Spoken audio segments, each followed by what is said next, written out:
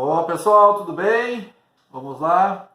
Conforme combinado na aula passada, nós vamos hoje, nessa última aula de conteúdo efetivo, fazer uma abordagem pontual sobre alguns pontos que nós debatemos nessa disciplina dentro do semestre.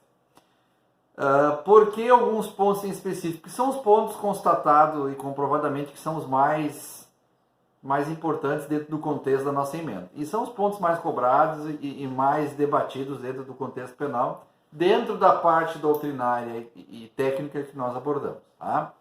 Então eu separei alguns pontos aqui que nós já falamos em algum momento, em alguma videoaula, em alguma aula, uma videoconferência, e eu vou comentá-los de maneira mais direta com vocês novamente para a gente fazer uma abordagem sobre pautas específicas dentre esses pontos. Tá?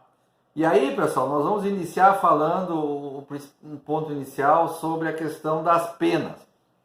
Veja bem, por que eu estou fazendo esse contexto nas penas? Porque dentro do direito penal em si, da parte criminal como um todo, a pena é um item muito importante. Tá? Porque é a efetivação, tá? É a punição aplicada ao cidadão, à cidadã que venha a não conseguir conviver em sociedade de maneira pacífica e ordeira, dentro das regras estabelecidas em sociedade. Portanto, é preciso que a gente saiba entender e distinguir as penas, quais são, qual a característica de cada uma e em que ponto elas se encaixam. Tá bom? Bom, então nós temos efetivamente três especificações de pena. A pena, as privativas de liberdade, as restritivas de direito e a pena de multa. Essas são as três penas explicitadas a nós. Tá? E cada uma delas tem as suas peculiaridades, as suas observações pontuais a serem feitas. Tá? Então, iniciando pela pena privativa de liberdade. Essas, efetivamente, são as penas em que o réu, tá? Em que o infrator, em que o criminoso perde o direito de conviver em sociedade. Tá? Por um período determinado de tempo. Tá? Ele é retirado da sociedade, tem o seu direito de locomoção, seu direito de ir e vir restringido, tá? Tem a sua liberdade privada por ele ter cometido o crime A, B, ou C ou D. Tá? Então, por um período determinado de tempo, ele vai ser retirado do convívio social.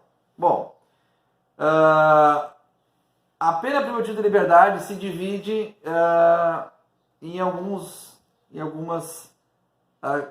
espécies. Tá? São elas reclusão, detenção e prisão simples. Essas três configurações estão intrínsecas dentro da pena privativa de liberdade. E nós vamos agora brevemente comentar cada uma delas. Aonde está isso, professor, que eu não me lembro mais? Está no artigo 33 do Código Penal. Tá? Então, qual é a referência que o artigo nos traz? Que a pena de reclusão deve ser cumprida inicialmente em regime fechado, semiaberto ou aberto. Tá? Ele larga essas três opções. E faz uma observação importante que no caso do cidadão ou do infrator ser reincidente em algum crime, ele automaticamente vai iniciar, seja o crime qual for, em regime fechado. Tá? Bom, o mesmo artigo 33, no estado do seu parágrafo 2º, a referência de que as penas privativas de liberdade deverão ser executadas de forma progressiva, tá? Observando o mérito do condenado. Quando fala do mérito do condenado, ele está se referindo ao comportamento, aos antecedentes, à conduta, ao trabalho interno, externo, etc, etc, etc. Tá? Bom, quando a gente aborda essa questão do parágrafo 2º, ele nos traz algumas alíneas. Eu vou comentar com vocês brevemente a linha A, que diz o seguinte: o condenado a pena superior a 8 anos deverá cumprir em regime fechado. Ou seja, nos deparamos com o regime, com a pena privativa de liberdade. Somos sabedores de que ela pode ser reclusão, detenção ou prisão simples.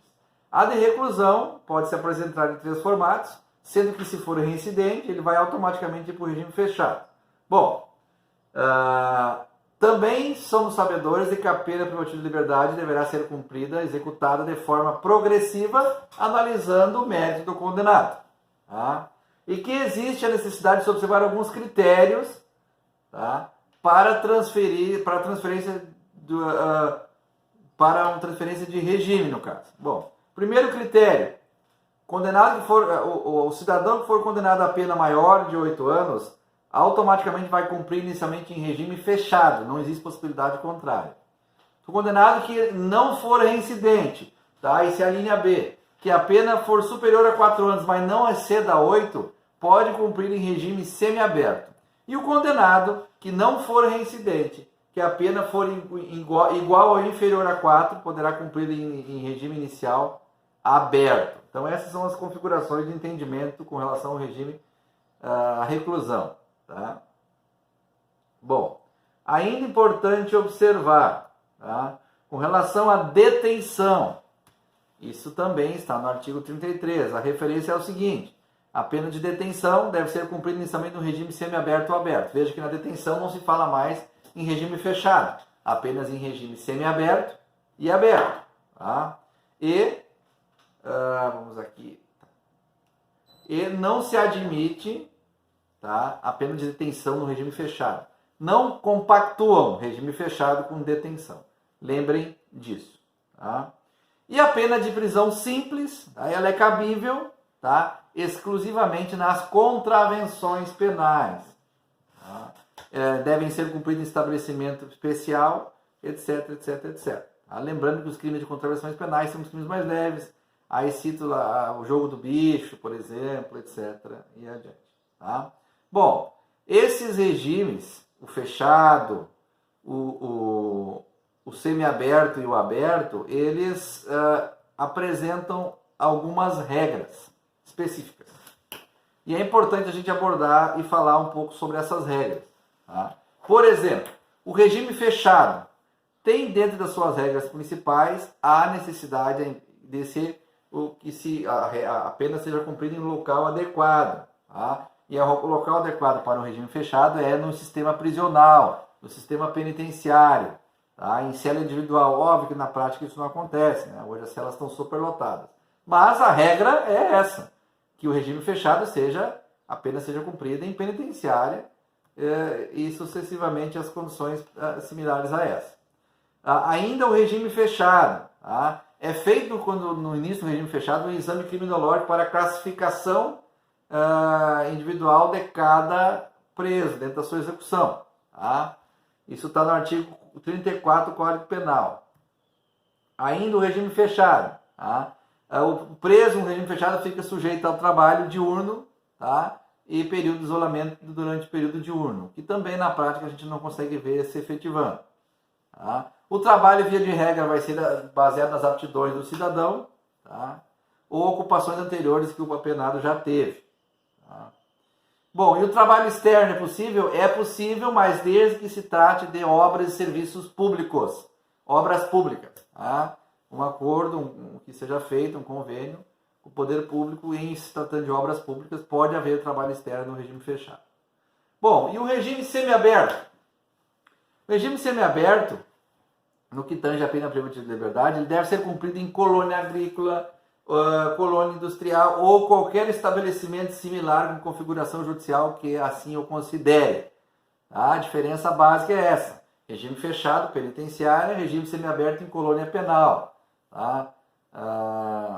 E o apenado deve ser alojado num compartimento coletivo, tá? Um quarto com mais camas, etc, etc. Isso no regime semiaberto.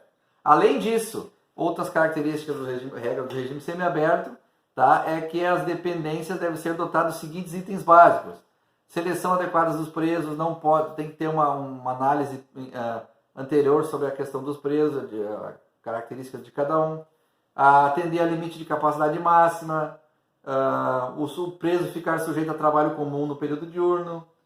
Tá? Então, é possível que o preso, neste caso, trabalhe externamente, mas ou faça algum curso supletivo, profissionalizante, desde que haja o comprovante de frequência, etc, etc, etc. Tá bom? E o regime aberto? O regime aberto, aquele que é um pouquinho mais folgado, mas também ele é fruto de crimes mais leves, né? Falamos antes da contravenção penal e etc. Então, o regime aberto, pessoal, ele é baseado na autodisciplina. O regime aberto é baseado numa relação de confiança do poder público, da sociedade, do judiciário, do Estado para com o infrator. Tá? Então é preciso que seja aguçado de maneira muito forte o senso de responsabilidade do condenado, Isso está no artigo 36 do Código Penal. Tá? No regime aberto, a pena é cumprida na casa do albergado. Tá? O apenado deverá ficar fora do estabelecimento sem vigilância durante o dia. Tá? E ele pode trabalhar, frequentar curso, etc, etc. E vai ser recolhido no período noturno, tá? Apenas para pernoite. Tá bom? O regime aberto ainda estabelece algumas condições de obediência. Tá? E aqui no material que eu separei, eu trago algumas delas. Trago 4 para vocês. São estas. Permanecer no local em que for designado durante o repouso nos dias de folga. Ou seja, se ele for designado que no período da noite ele tem que ir no albergue tal, dormir, pernoitar nos dias de folga também, ele tem que cumprir isso, sob pena de ter revista a sua condição, seu benefício. A outra opção, sair para o trabalho e retornar nos horários fixados. Ele tem que seguir a linha tratada. Lembre que eu falei da relação de confiança. Ele quebrar isso, perde-se, quebra essa relação de confiança do Estado com ele. Outra opção, não ausentar-se da cidade onde reside sem autorização judicial. Ele não pode ausentar-se da cidade sem que tenha uma autorização judicial para isso. E a outra opção é comparecer em juízo para informar e justificar suas atividades quando for determinado. Sempre mesmo, quando for determinado pelo juiz, ele tem que comparecer para explicitar todas as suas atividades e possíveis mudanças futuras que possam vir a ocorrer. Então, pessoal, para fechar essa parte, um pequeno reforço, um pequeno comparativo, então, com a pena privativa de liberdade e os seus regimes fechado, semiaberto e aberto. Então, para nós lembrarmos, no fechado, a pena privativa de liberdade é executada em estabelecimento de segurança máxima ou média, penitenciária, etc. O semiaberto, a pena privativa de liberdade é executada em colônia agrícola, industrial, estabelecimento similar apropriado. E o regime aberto, a pena privativa de liberdade é executada em casa do albergado ou estabelecimento similar. Então esse é o comparativo entre regime fechado, semiaberto e aberto, tá bom? Seguimos no próximo bloco.